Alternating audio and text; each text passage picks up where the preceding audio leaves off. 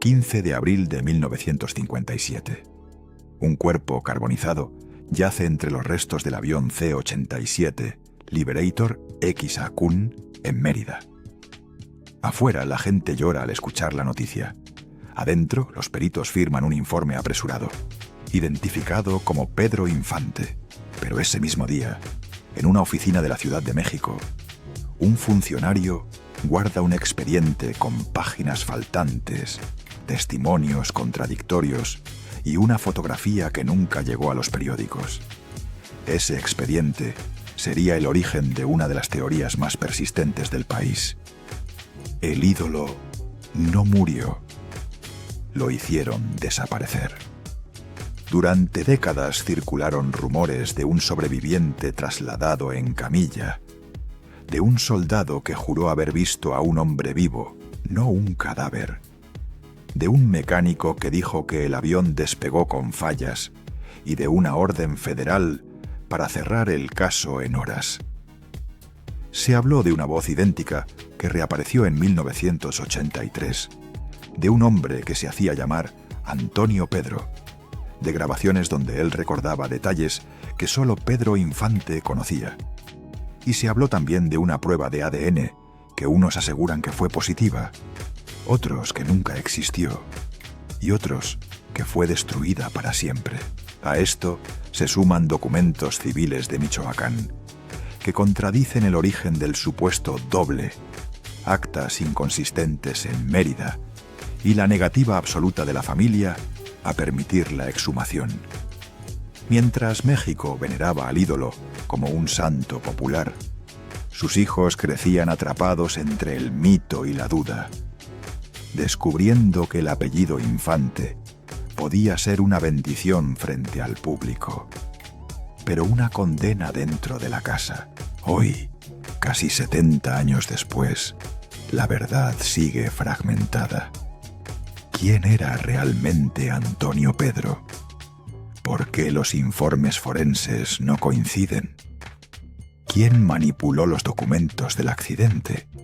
¿Y por qué el país entero prefiere creer que Pedro Infante no murió? En este video verás las fotografías ocultas del accidente, los expedientes civiles que nunca cuadraron, las declaraciones que fueron cambiando con los años y los análisis biológicos que desmontaron la identidad del supuesto sobreviviente. Esta es la historia donde la tragedia, la duda y el silencio crearon la leyenda más grande de México. Pero para entender cómo nació la sospecha, tenemos que regresar al principio, cuando Pedro Infante aún creía que el cielo era su refugio, no su destino final. 1917. Mazatlán, Sinaloa. Nace Pedro Infante Cruz, uno de 15 hermanos, en una casa de madera que apenas resistía los temporales del Pacífico. Su padre, Delfino Infante, fabricaba guitarras de manera artesanal. Su madre, Refugio, cantaba boleros para ahuyentar el hambre. La pobreza no era una etapa, era la atmósfera donde Pedro respiraba desde que abrió los ojos por primera vez. A los 11 años ya tocaba el violín en plazas, ferias y cantinas para complementar el ingreso familiar. A los 13, la familia se muda a Guamúchil. Allí, en aquel pueblo polvoriento, el adolescente flaco con mirada inquieta descubre dos cosas. La música puede salvarlo del destino de carpintero, y la carencia tiene una forma de quedarse pegada al alma. Cuando cumple 20, Pedro ya domina instrumentos, modula la voz con precisión, improvisa, canta como si le fuera la vida en ello. No lo hace por fama, lo hace porque es lo único que sabe hacer sin fallar. La disciplina se convierte en refugio, la música en un salvavidas emocional. 1943. Llega a Ciudad de México. La capital lo devora y lo bendice. En meses está grabando discos, en un año está filmando, en 2 se convierte en símbolo nacional. Pero mientras México se enamora de Pepe el Toro, Pedro vive una doble vida. Idolatrado por millones y roto por dentro. Quienes trabajaron con él describen lo mismo. Un hombre carismático frente a cámaras y profundamente inquieto en privado, con un miedo casi irracional a enfermar, a morir, a no ser suficiente. Ese miedo lo lleva al aire, porque para Pedro Infante, el cielo no era aventura, era terapia, era silencio, era la única altura donde nadie le exigía ser perfecto. 1947. Primer accidente. Guasave. El avión cae. Pedro sobrevive con un corte profundo en el mentón, un golpe que lo marca para siempre. Su obsesión con volar crece, no disminuye. 1948. Segundo accidente. Zitácuaro. Esta vez casi muere. Lo operan de emergencia. Le colocan una placa de vitalium en el cráneo. Una pieza quirúrgica única que años más tarde se convertirá en la prueba irrefutable de su identidad. Y también en la chispa de la conspiración que México jamás superó. A pesar de los dos accidentes, Pedro no deja de volar.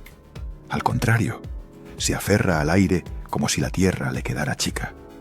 Entre 1953 y 1956 vive sus años más intensos. Contratos millonarios, giras interminables, presiones políticas, compromisos públicos que lo convierten en un superhombre para millones. Pero un hombre cansado para sí mismo. Y también vive 3 historias sentimentales al mismo tiempo. Todas verdaderas, todas conflictivas. María Luisa León, su esposa legal por más de una década. Lupita Torrentera, la mujer con quien tuvo a Pedro Infante Jr., Guadalupe y Graciela. Irma Dorantes, la joven actriz con quien intentó rehacer su vida, aunque la ley anuló su matrimonio justo antes del accidente fatal. Ese triángulo sentimental, sumado al agotamiento extremo, lo coloca en una espiral emocional de la que ya no sabe salir. Entre 1956 y 1957, su círculo más cercano lo describe igual. Pedro lloraba a solas, hablaba de desaparecer, de irse lejos, de encontrar un lugar donde nadie lo reconociera. Y mientras su vida pública alcanzaba el cielo, su vida privada se desmoronaba lentamente. La mañana del 15 de abril de 1957, cuando abordó el C-87 Kikisakún, Pedro no llevaba solo carga para Tamsa. Llevaba cicatrices antiguas, decisiones sin resolver, un corazón agotado y un miedo silencioso que, sin saberlo, sería la semilla de la teoría más obsesionante de la cultura mexicana. La posibilidad de que el ídolo no murió, sino que por fin encontró el escape que buscó toda su vida. El amanecer del 15 de abril de 1957 no anunciaba tragedias. Mérida despertaba lenta, con su calor húmedo habitual, mientras en el hangar de Tamsa, el C-87 Liberator Express Kikisakún recibía la última revisión de rutina. Pedro Infante había dormido poco. Su círculo cercano recordaría después que llevaba días cansado, distraído, con la mente enredada entre problemas legales, presiones laborales y un cansancio emocional que nadie alcanzaba a comprender del todo. Aún así, subió a la cabina como siempre, seguro, preciso, confiado. Volar era su escape, no su riesgo. A las 7:20 de la mañana, el motor número 2 emitió un sonido irregular. Los técnicos insistieron en revisarlo de nuevo, pero Pedro decidió continuar. El C-87 era un viejo bombardero B-24 de la Segunda Guerra Mundial, modificado para carga pesada, difícil de maniobrar, inestable en despegues cortos y famoso por comportarse como una bestia impredecible cuando una sola válvula fallaba. Aún así, él conocía cada vibración, cada respuesta del avión, o al menos eso creía. A las 7:30, el Isakún despegó. 40 segundos después, el motor izquierdo perdió potencia. El avión comenzó a vibrar. Testigos en la zona sur de Mérida lo vieron inclinarse hacia la derecha. Intentó ganar altura. No pudo. A las 7:34, El fuselaje chocó contra el cruce de las calles 54 Sur y 87. La explosión fue instantánea. El impacto de un B-24 cargado con combustible, pescado congelado y tela comprimida generó una nube de fuego capaz de deformar metales blandos en segundos. Las llamas alcanzaron más de 10 metros. Vidrios se rompieron a cuadras de distancia. Y en medio de ese infierno térmico quedó un cuerpo reducido a poco más de la mitad de su tamaño. Los primeros en llegar pensaron que era imposible que alguien pudiera identificarlo. No había rostro, no había piel, no había cabello. La ropa había desaparecido por completo. Lo único que sobrevivió fueron 3 elementos que, paradójicamente, alimentaron tanto la certeza científica como la duda colectiva. El primero fue la placa de Vitalium, incrustada en el cráneo, colocada tras su accidente de 1949.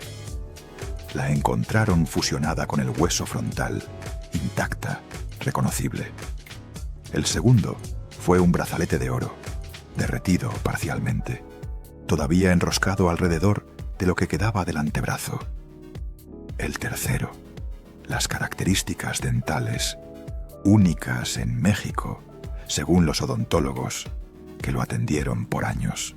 Los peritos concluyeron que la identificación era absoluta.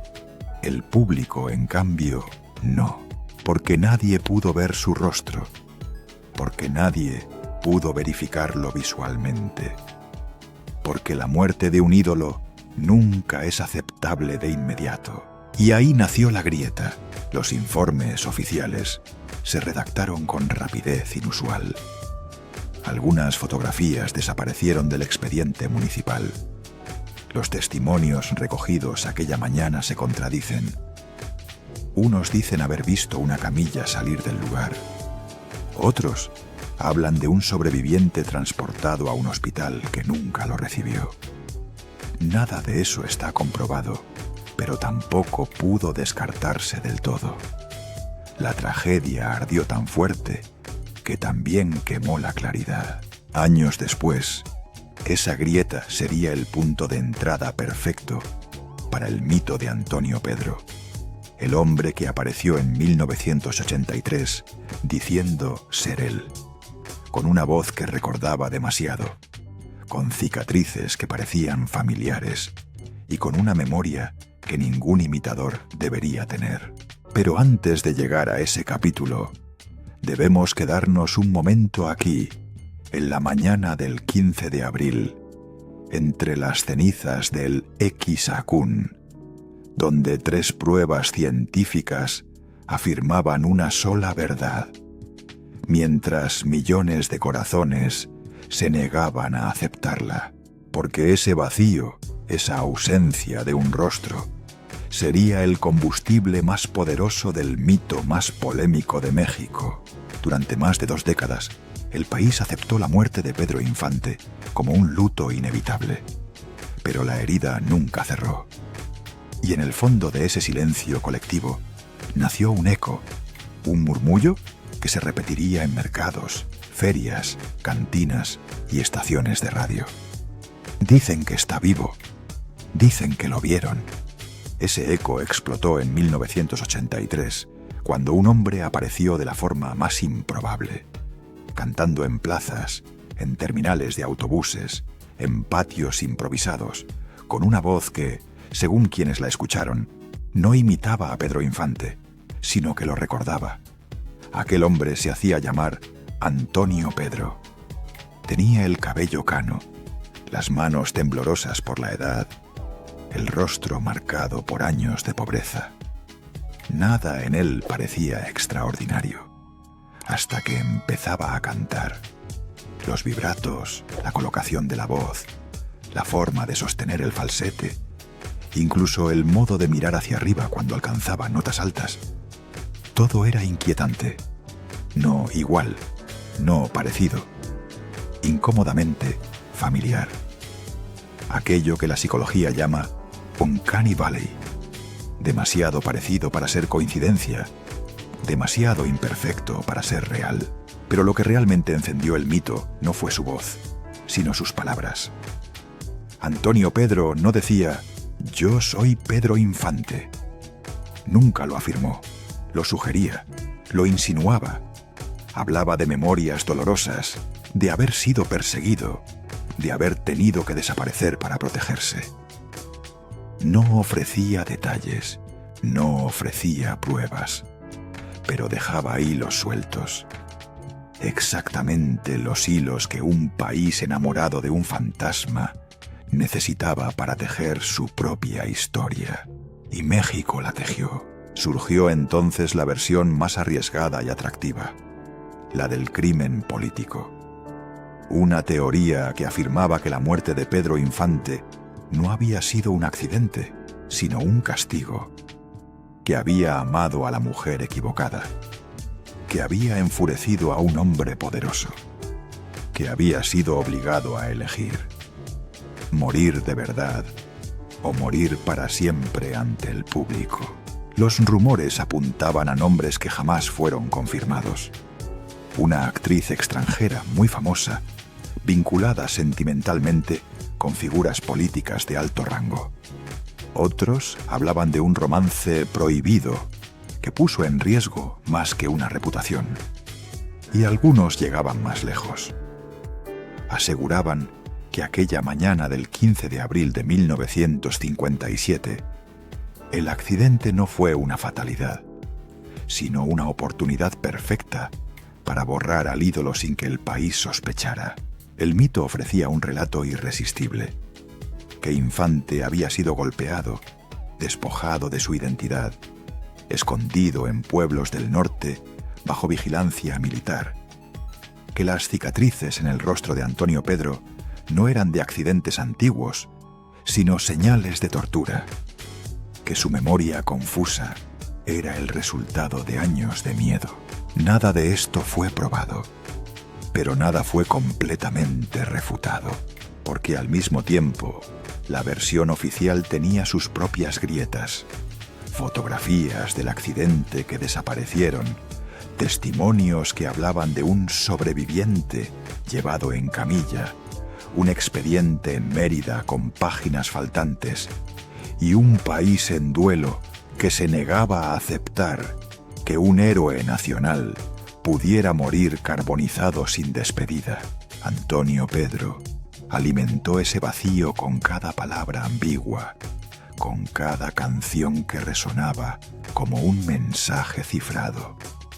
Y el país respondió llenando estadios improvisados, llevándole comida, dinero, cariño, como si estuvieran cuidando a un santo caído del altar.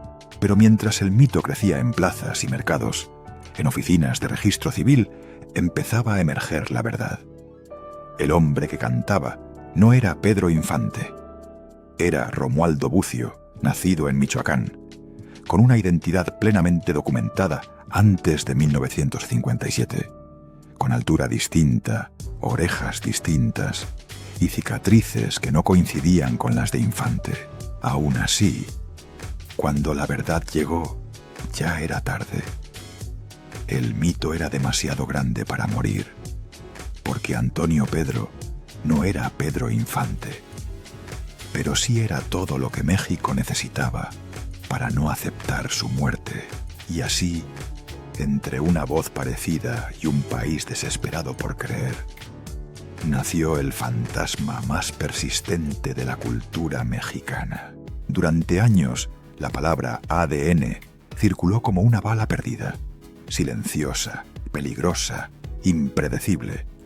No venía de laboratorios, ni de médicos, ni de autoridades.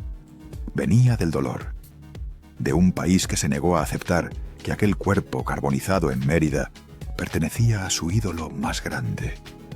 Y cuando el duelo se prolonga demasiado, la esperanza empieza a disfrazarse de ciencia.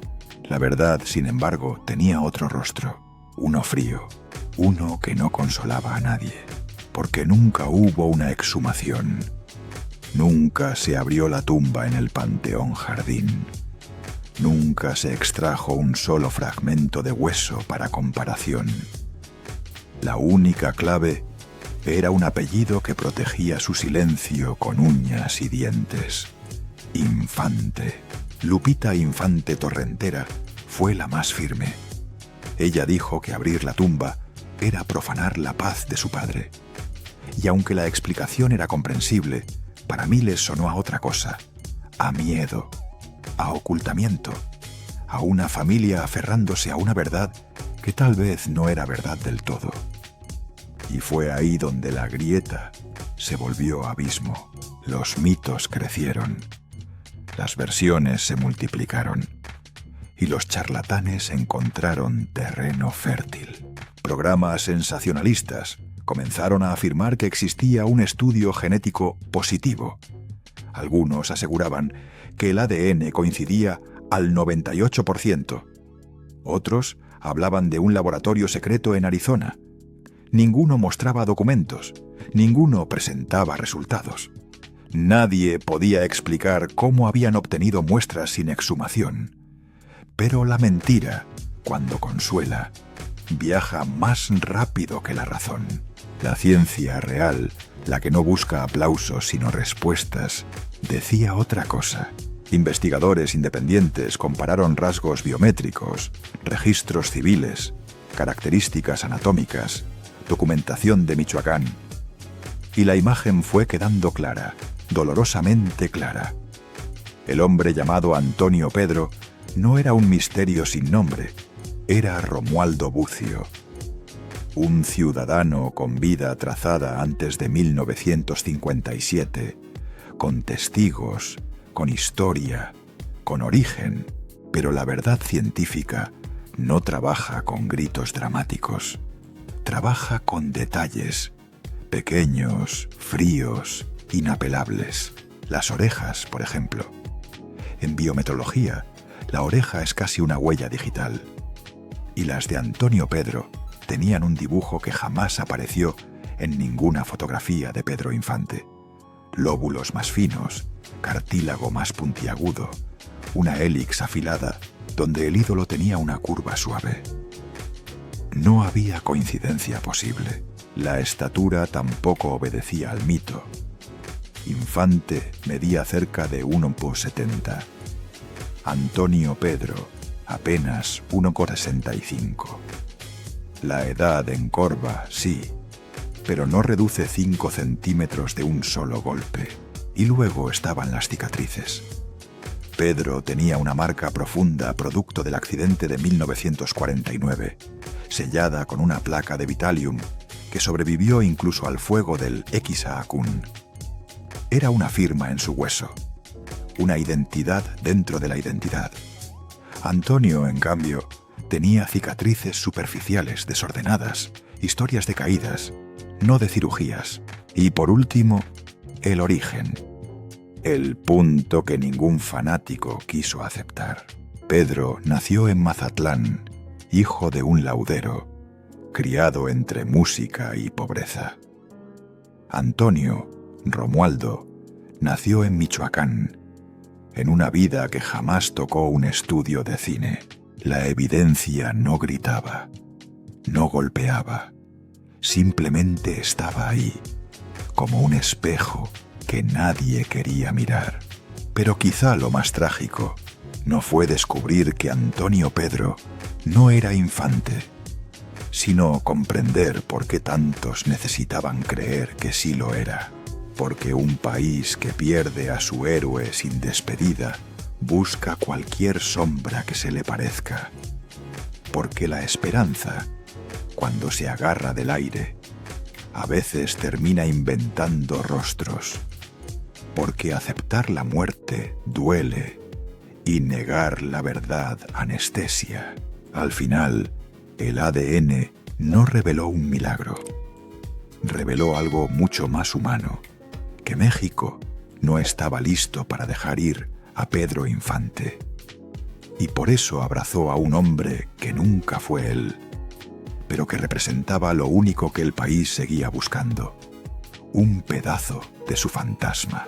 Cuando el ataúd de Pedro Infante fue bajado a tierra, nadie imaginó que lo que venía después sería más devastador que la muerte misma. porque la muerte mata a un hombre, pero la herencia puede matar a una familia entera. Y en este caso, lo hizo. Todo empezó con un vacío. No había testamento. El ídolo más grande de México murió sin dejar un papel, una firma, una instrucción. Nada. Y el silencio que dejó se convirtió en un cuchillo esperando dueño.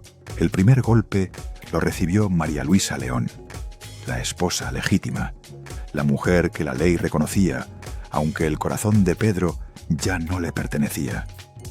Ella tenía en la mano un fallo de la Suprema Corte. El matrimonio seguía siendo válido.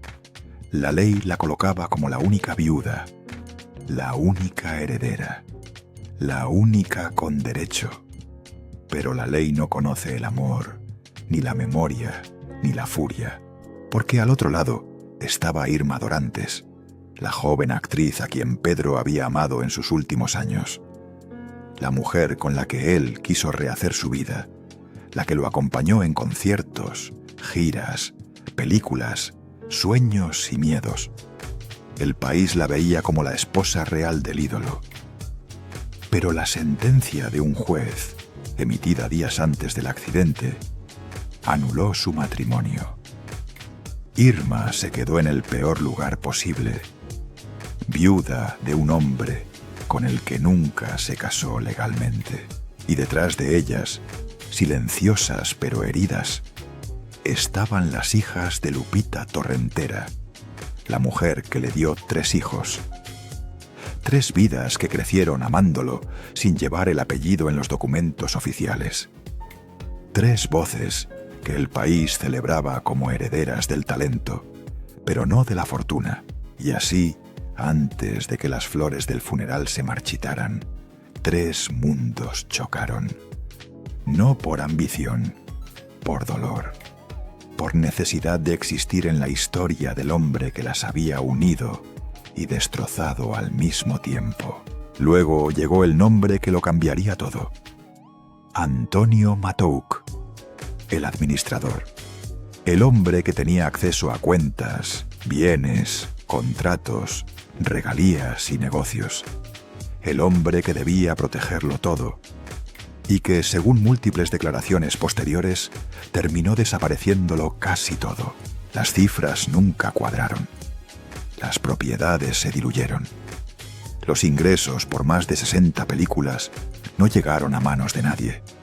Las cuentas bancarias se vaciaron. Las cuentas por cobrar nunca aparecieron. El dinero en efectivo, millones según la prensa de la época, se evaporó como si hubiera ardido junto al Quisacún.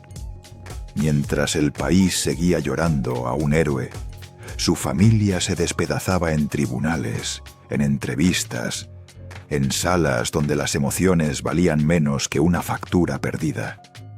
María Luisa defendía la ley, Irma defendía el amor, Lupita defendía a sus hijas, y ninguna ganaba. Años enteros consumidos en abogados, apelaciones, audiencias, años de titulares crueles, años en los que cada mujer tenía que probar, como si fuera un juicio de vida o muerte, su cercanía con el hombre que había amado. Un absurdo doloroso que solo las familias rotas conocen. Y en medio de todo estaban los hijos. Pedro Infante Jr., incapaz de cargar con el peso de un apellido que parecía brillar para todos, menos para él. Guadalupe y Graciela, invisibles ante una prensa que solo hablaba de las 2 viudas. Irma Infante, entre la rabia y la impotencia de ver su historia familiar usada como espectáculo nacional. La pregunta que nadie quería responder era la más simple: ¿dónde quedó el dinero? La respuesta nunca llegó. O llegó tan tarde y tan fragmentada que dejó más dudas que alivio. Los documentos apuntaban siempre a las mismas manos, a las mismas firmas, a los mismos movimientos sospechosos. Y al final, lo que Pedro había construido con 20 años de trabajo terminó reducido a casi nada. Las familias pueden sobrevivir a la pobreza, pueden sobrevivir al escándalo, pueden sobrevivir incluso a la muerte, pero a veces no sobreviven a una herencia.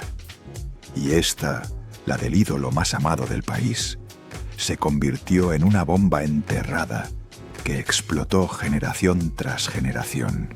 Porque el dinero no fue lo único que desapareció. También desapareció la unidad, la confianza, la memoria compartida, la posibilidad de paz. Y así, mientras México recordaba a Pedro Infante con canciones, su familia recordaba su ausencia con heridas. Heridas que, como los restos del X-Akun, nunca terminaron de apagarse. La muerte de Pedro Infante no cerró un capítulo. Abrió una herida que sus hijos cargarían sin saber cómo detener la hemorragia. Y el primero en sangrar fue aquel que nació condenado a repetir la historia. Pedro Infante Jr.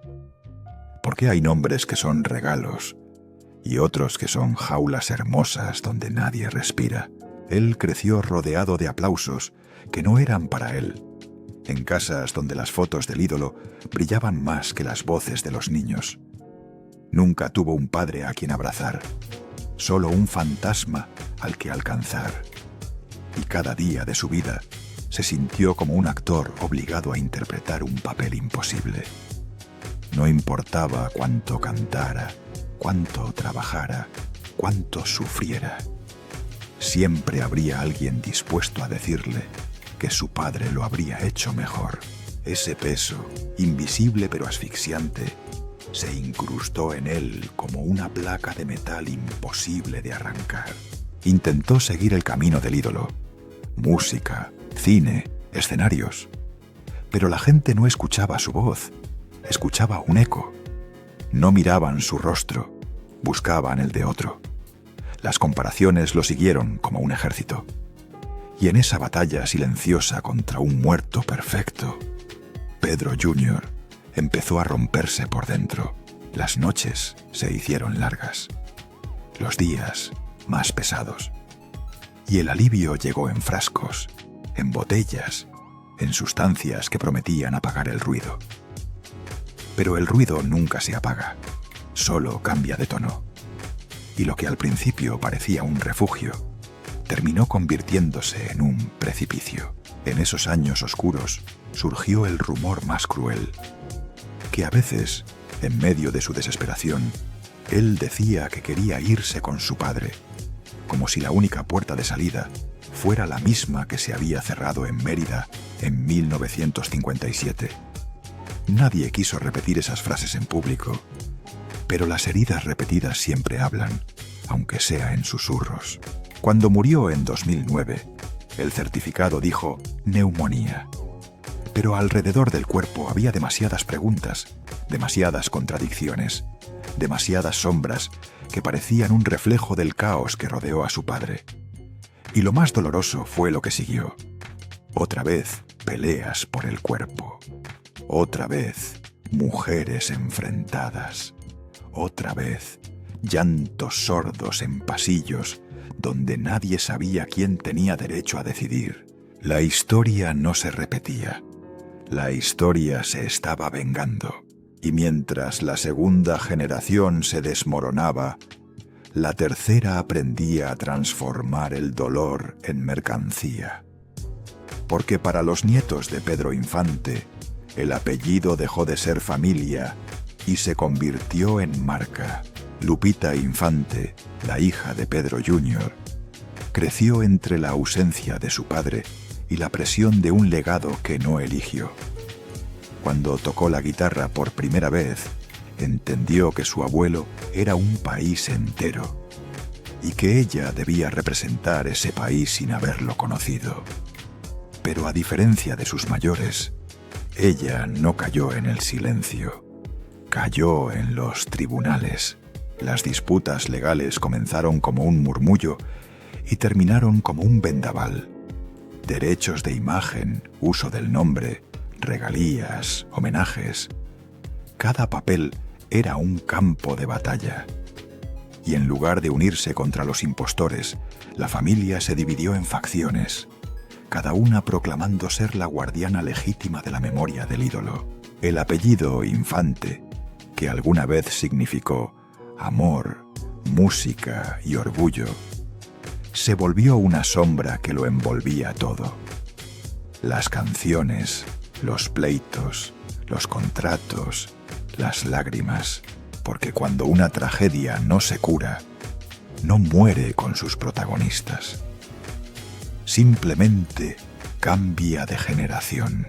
Al final de esta historia, no queda un héroe que regresa triunfante, ni un milagro que desmiente a la muerte, ni un impostor que logra engañar al país entero. Queda algo más humano, más frágil y más cruel.